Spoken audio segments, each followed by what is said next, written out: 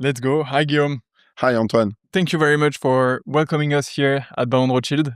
So we are super happy to do this interview in France and in Champagne, especially. As I told you, we've been in Asia for the last year actually. So we've traveled a bit, but it's always good to come back to France and especially in Champagne. So thank you very much for taking You're this time welcome. today. It's a pleasure for me to be with you today, Antoine, and to speak about our wine. We'll talk about a lot of things. Baron de Rothschild is an iconic place in Champagne, but we have plenty of different topics first. Okay. Can you start by introducing yourself? For sure. So I'm Guillaume Lété. I'm 38. I'm born in Champagne and hired in Champagne, and I make study about the wine and spend some harvest outside in Bordeaux in California, and in 2011 I come in this project like intern, and I never left, and I was appointed head winemaker in 2016. And since now 10 years, I'm in charge of the viticulture and yeast production. And so it's a good job. So when did you arrive at Baron de Rothschild? In 2011. Okay, so 5 years later, you were already head of winemaking. Yeah. How was Baron de Rothschild when you arrived? Like, did you come just because it was like kind of good project and you wanted to change things, or like what was the motivation behind joining? So it was just the beginning, because the Rothschild Champagne was founded in 2005. So in 2011 it was like the beginning of the production. In the past it was like maybe 5 hectares in terms of production, so it was quite small. And what was very interesting for me, like a young technical, was to build the things, to learn, and to give all my knowledge, and to learn in same times about this new project inside the Champagne region. So it was very interesting and very good day after day to live this adventure. And so you arrive as intern. Yeah. This place does not exist No. yet. No. How was the house back then? It was just beginning. So we share place with wine grower in Vertu, and years after years we build our a selection of grapes inside the Champagne DC, in Montagne de Reims, north south exposition, and here in Côte des Blancs. And day after day, years after years, we stay focused on building wine philosophy, the way of winemaking, different material of winemaking: stainless steel, oak, concrete. Select the forest in France, select the copper, select whatever, lot of different details, but to try to build a great wine. In fact, at the end, so it was a lot of subjects, and here now we have this new place, this new winery to try to go deeper and deeper in detail, and day after day to increase our wine. When you say you are building the parcels, the selection that you have, do you work with growers, or do you? Okay, so when you say that, it's basically you go see growers. I guess they have contracts already with other houses and stuff, and you're like, you could send your grapes to us as well. Yes, there is two way. First, we buy some land and to have our own vineyard in property, so which is now less than 8 hectares. In Grand Cru village and here in Vertu. But in the other side, we establish a good relationship with some of good family wine producer to share the same objective, the same philosophy in terms of wine construction. And years after years, we select and we have good relationships with these people to try to go in the same way and in the way of the wine. So. You mentioned just before the different places in which you have vines. So you mentioned Vertu, you mentioned also Grand Cru appellation. For people watching, can you describe a bit how Champagne is structured? So you have like 3 main regions, but then you have like Grand Cru and everything. Can you give us a bit more details on that? Yes, in Champagne you have 34,000 hectares. So for Rothschild Champagne is the production is roughly 65, 70 hectares. So you see the difference. So we are also very focused on Grand Cru and First Cru village. Just stay focused 70% on Chardonnay in our wine and 30% of Pinot Noir. Inside the Champagne region in general, you have 30% of Pinot Noir, 30% of Pinot Meunier, and 30% of Chardonnay, and a few percentage of all previous grape varieties. But in general, you have the Marne region with the Montagne de Reims, north-south exposition. Then you have the Vallée de la Marne, which is a place well represented by Meunier. And here in Côte des Blancs side, we are in Chardonnay land. Stay focused on the short, and this is a historical place for the Chardonnay. And then you have the Aube region, and you have the Aisne region, and the Cézanne with a lot of Chardonnay too, and Vitria in same times.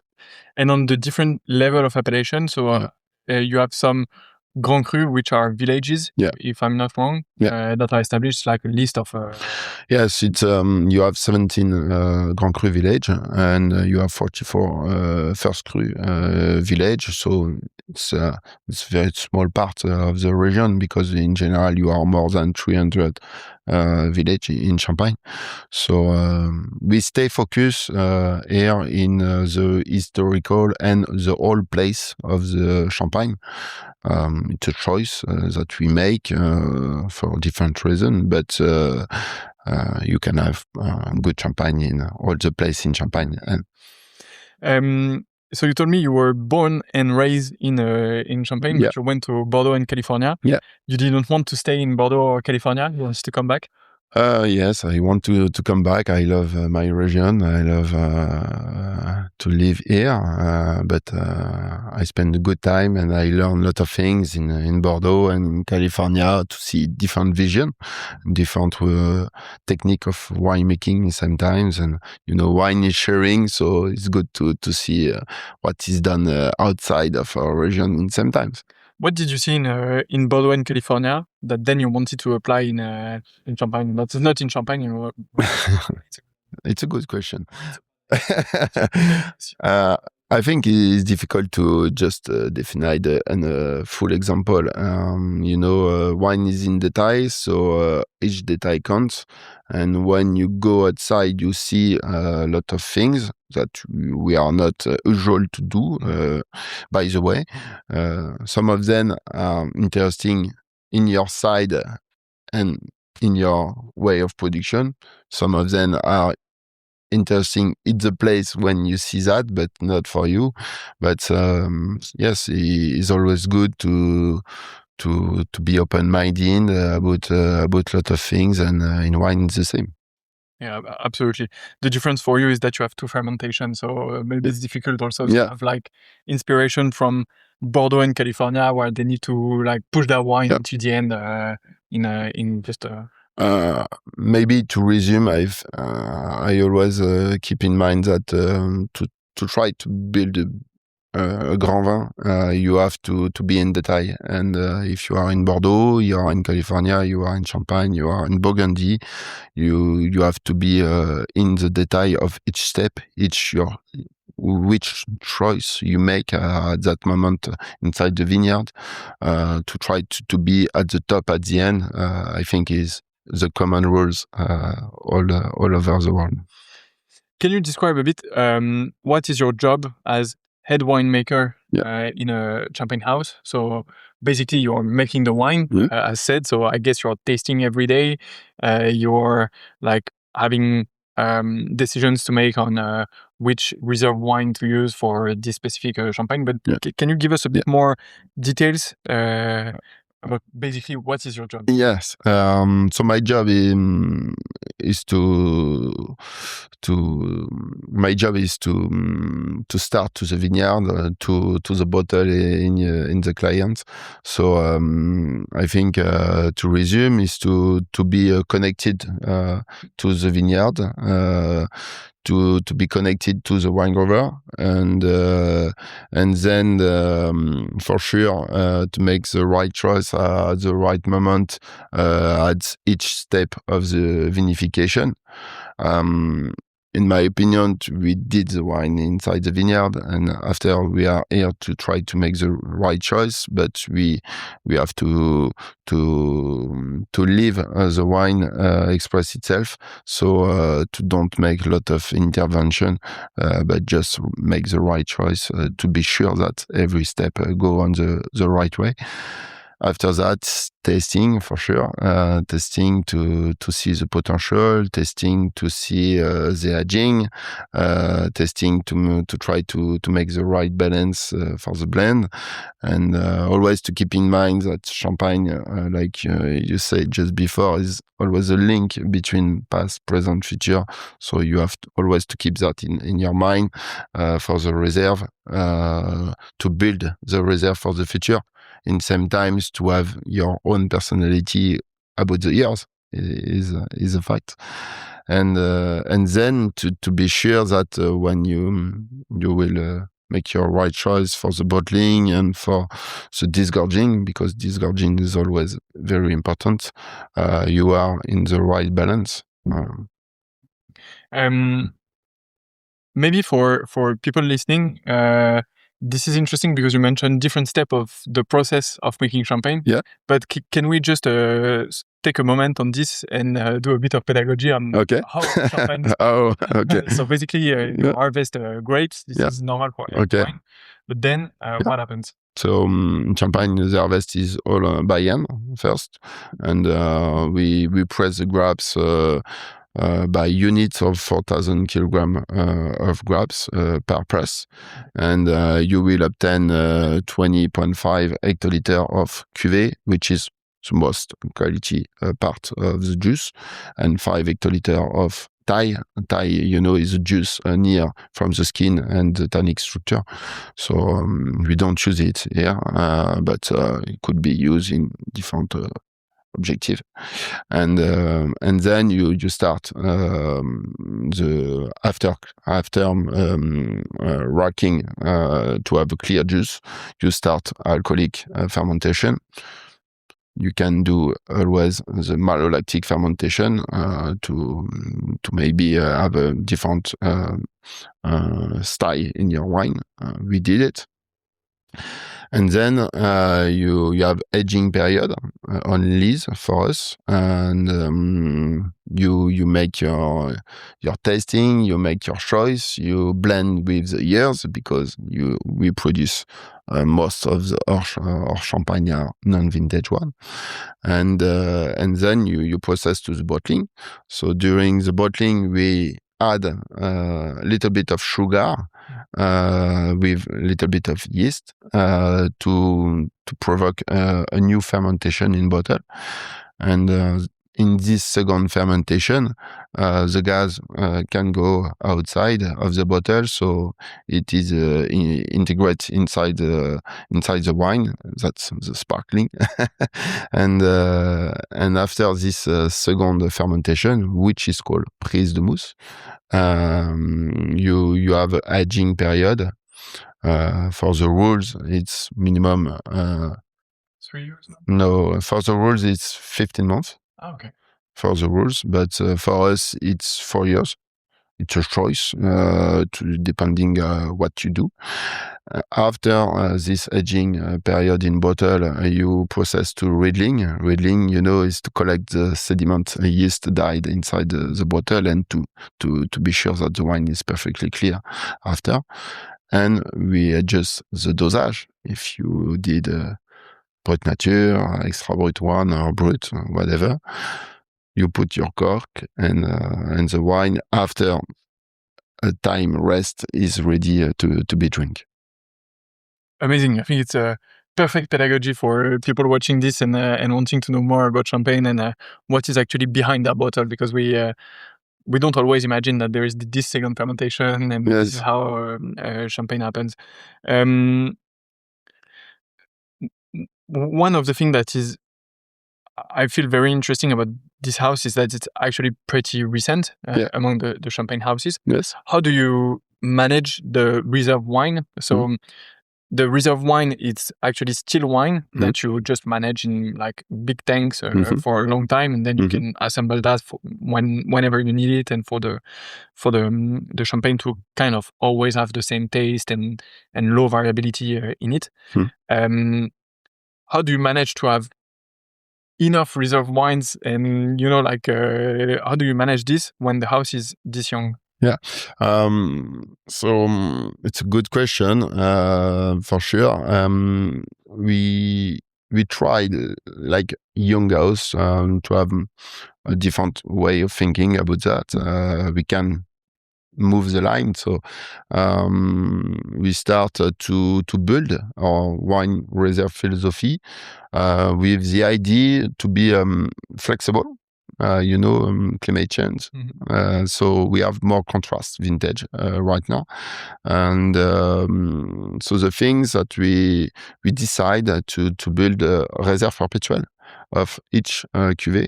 By example, for this Blanc de Blanc, we have the historical reserve perpetual from this blend, since a small part from the beginning. So start in the very early time of the house.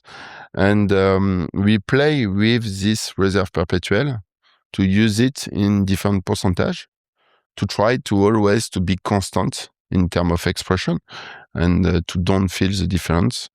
And that's the first part from... Just to understand, so in the previous houses that I visited, they have reserve wines for each year. Yeah. Well, not each year, but they have like reserve wines that they use then in the future. They blend together at this moment. The difference that you have reserve perpetual, it means reserve of this blend. Yes. That you can, Yes, this is the same blend like this one, but from the previous years. And we make a different aging on that. And in the other side, we have, like you say, some of kind of terroir pure expression. One plot, one grape varieties, one village from 1 year that we keep for the future, like adjustment, like in kitchen, to make the final adjustment between the years, the reserve perpetual system, and then the terroir pure. I never heard about a reserve perpetual. I thought it was like you were keeping reserve wines for each from each year, and then you were deciding the blend that you did. It's true that it's a smart way to always have the same. Yes, and it's a way, in terms of cold vintage expression. By example, you will use more reserve perpetual from the cuvée when the wine years was more open, more juicy, more express, and so you can adapt like this, and you can try to balance the nose and the mouth in terms of structure in same time around this way of winemaking. We are just in front of some vines here. I don't know if you guys can see that, but don't worry, there will be a post on Instagram or something like that, so you will be able to see what I'm talking about. So we are just above Le Grand Clos. Le Grand Clos. Which is your Grand Cru, your most exclusive cuvée. Cuvée. Ouais. Yes, we launched Le Grand Clos this last summer from the 19 vintage. So this place, yes, is like very typical from Champagne. This is small plot with very thicky clay soil before to go in short dimension, and you have the influence, from the wall in the same time. So you have very a maturity area very close to the walls that reflect the sun. So it's maturity expression on that place. In the opposite, you have the beginning of the slope of Vertu, so more windy area. So it's more cold in terms of expression. So you have different flowing period and different cycle in terms of vegetation moment, and third part more intermediate inside the middle of the plot. So it's like microclimate that you can have inside the Burgundy approach. So it's a place very unusual. And you see this difference, then you have to do different harvest, even different fermentation, or not that? Yes, we did the harvest in 2 or 3 times because it's a different way of expression, and we have to be very close about the right moment to pick the grapes and to make the wine, to start to make the wine after. So it's very unusual. Yeah, for people listening, you will see in the video and on Instagram, it's a very, very small place. So it's very impressive that you have this different expression just inside the like this small wall. And it's I think it's a very good example of what terroir actually is. Yes. We always say terroir is the soil, the climate, and the people shaping it. Yes. And this is very, very, very good example because you have like obviously the soil, the climate, but you also have this wall that represent and the people who shaped this place, and that has an impact on your wines. For sure, it's a good example because all is linked. So we have to consider all in your reflection, and this is very funny, interesting, and this is the life of the place. So it's very good in same time. Let's come back to this place. So you told us that just before the interview, we were chatting a bit, and you told us that this winemaking facilities has been finished very recently. Yes, we start to vinify here in 24, and this place is old place of the Champagne.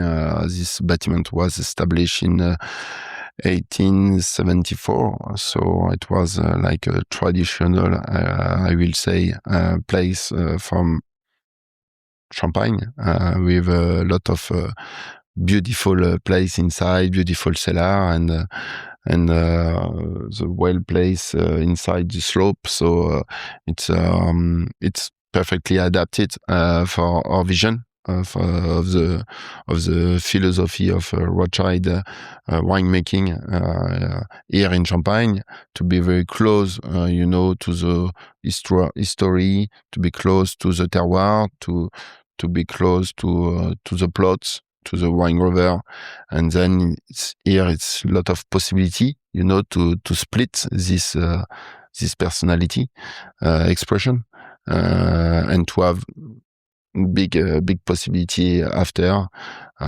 We use 3 different kind of winemaking.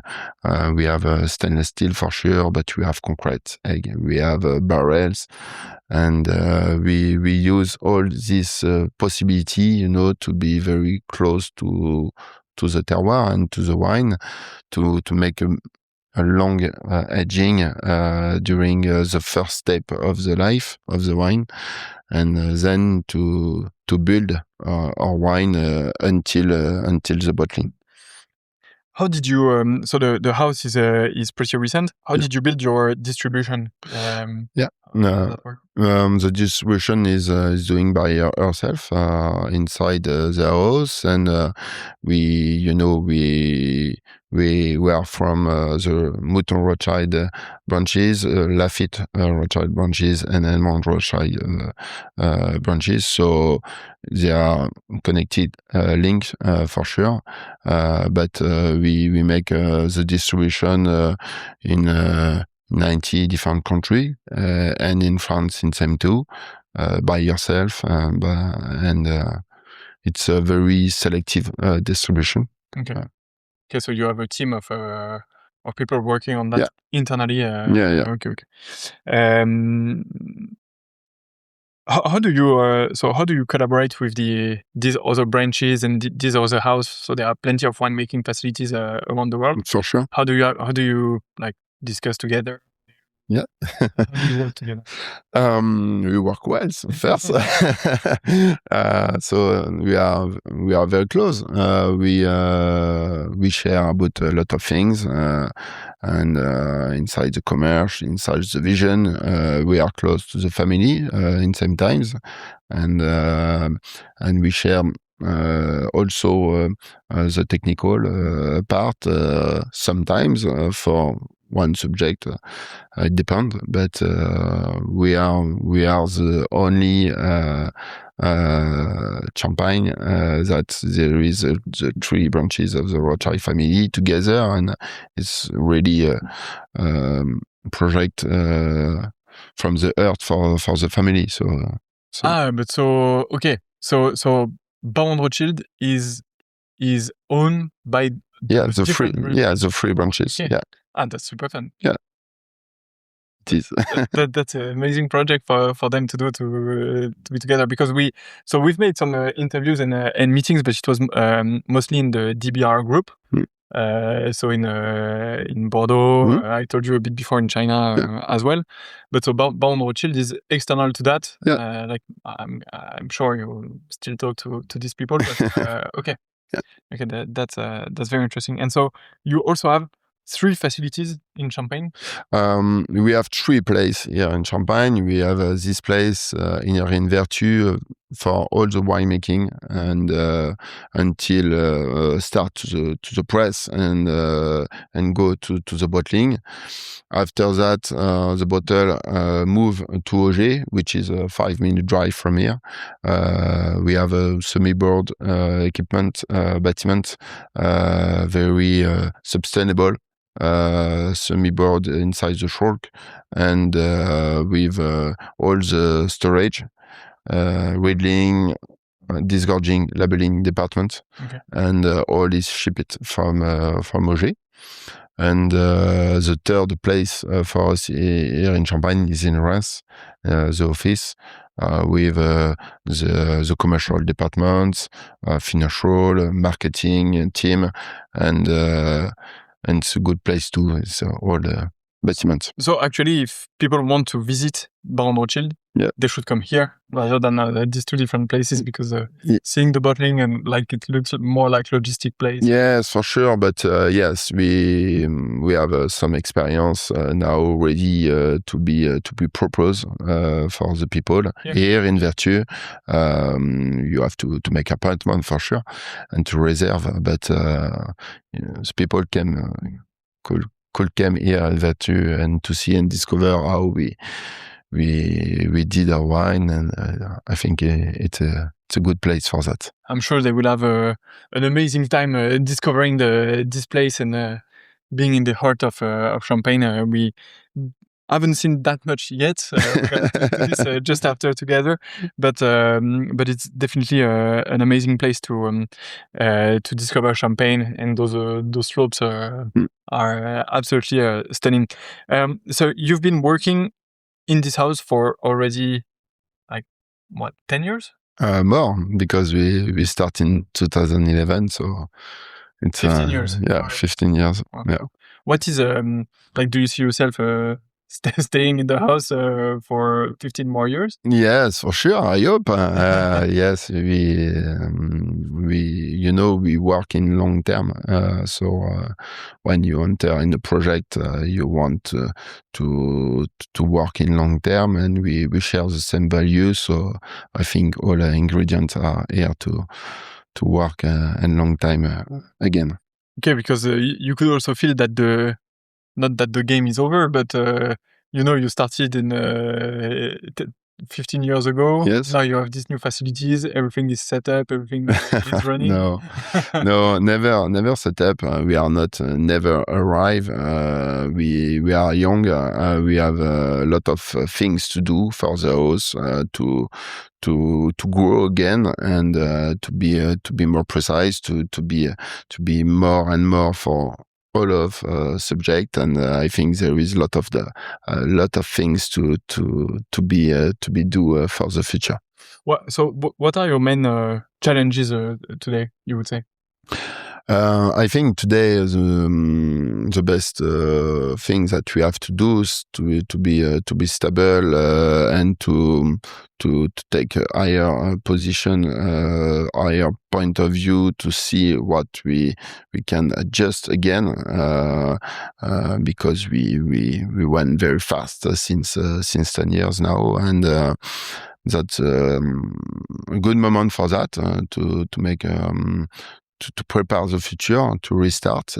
And we have a lot of subjects in terms of winemaking. We have a lot of subjects in terms of vineyard. And so it's difficult to give you an example, but it's a lot of addition of things that we have to increase again, and to make well know our brand, to make well know the house here in Champagne and outside, and to establish the house inside the other house, like a big one, I hope. One of the things is Comité Champagne. Yes. In Champagne is probably one of the most powerful association of houses and winemakers in France, but also how do you work with them when you start such a house or such a brand? We are in contact, and they help us, and they are very interesting and very happy, I think, to see that project, to see the things that we do, the things that we want to do. I think it's a good new way of thinking about what is possible to do in Champagne sometimes, and they help us in some subject from this construction, from this way of thinking about some subject, example on the press, on something like this, and so we are close. Great. I think we made a nice cover on Baron de Rothschild. Do we have behind the camera? Do we have questions from Marine or from our intern? No more questions. Is there something we didn't mention but that was important for you about this place or about Baron de Rothschild in general? I think we speak a lot, but no, maybe to sum up, I will give you some highlight points that we share inside the house. So 70% of Chardonnay in our blend, stay focused on Grand Cru and First Cru village. We try to make Champagne focus on purity, very fine, delicate, but with personality sometimes. It's more in a wine grower philosophy, I think, because the production is very limited, and we try to have the full expression of different place, different plots, different way of winemaking. We speak about that a few minutes ago, and then a long aging period, because for me it's very important, and then to try to make a very grand vin at the end, like inside the Rothschild family in general. We didn't talk that much. Thank you for this. We didn't talk actually that much about the different wines Okay. that you have. So I see that you have 3, 6, 7, 8, Yes. 8 different wines. Maybe in a few words, if you could describe. Yeah. We have a first part of the range is around the Concordia, which is our brut. It's a blend about 60% of Chardonnay, 40% of Pinot Noir. In all our wine, you will always find the same rule. It's 40% of reserve, which is high level percentage to try to be very stable years after years. After that, you have the Blanc de Blanc, like this bottle, with 100% for sure from Chardonnay for the Côte des Blancs, and Rosé, which is like a Blanc de Blanc Rosé, and just 94% of Chardonnay and just 6% of white vinification from Pinot Noir from Ambonnet, and some of less production cuvée after Brut Nature, which it's a wine building to be done without any sugar added. A triptych, which is a new approach, I will say, about the vintage vision. It's photography about 3 main Grand Cru that we love to have, which is Aviz from the Chardonnay, Ambonnet for the Pinot Noir, and Aï. So it shares the idea is to make like a photography about the viticulture condition. Yes, we did it. We start in 18, and until now there is just 21 that we don't have, but it's like very fast photography about this evolution due to the climate, for sure, on this 3 village. And then we have the Rare Collection cuvée, which is declined in Blanc de Blanc or in Rosé. It's a very small production. Stay focused on 4 Grand Cru village, which is Cramant, Aviz, Auger, and Meilles-sur-Auger. Different proportion depending of the years. It's a more powerful wine, more aging, and we use a little bit more of oak inside this blend. And at the end, we speak about that a few minutes ago. We have Le Grand Clos, which is a monopole. And we launch the first opus in June 25 on the 19 vintage. So we have a good champagne for every moment of tasting and for every situation. Yes. For every dish, for every celebration also as well, or for very fine experience in other places or in other times. Yeah. Thank you very much for this, Guillaume. It was a super interesting conversation about this house and about Champagne also in general. Thank you, Antoine. I hope you guys learned some things. It was the goal of this conversation. I have 3 last questions that are always the same. The first one is, do you have a book recommendation about wine, preferably? Okay. I love 30-second wine from Gérard Basset. Okay. Which is an approach very easy about the wine world, to learn about grape varieties, to learn about the wine place, and very accessible. And I think in wine is in this point is very interesting because the wine is to share, and you have to keep that in your mind. So I recommend this for sure. Thanks. I never checked it, so I will after this interview. Do you have a recent tasting that you love? Something that like stays in your mind? I have a lot.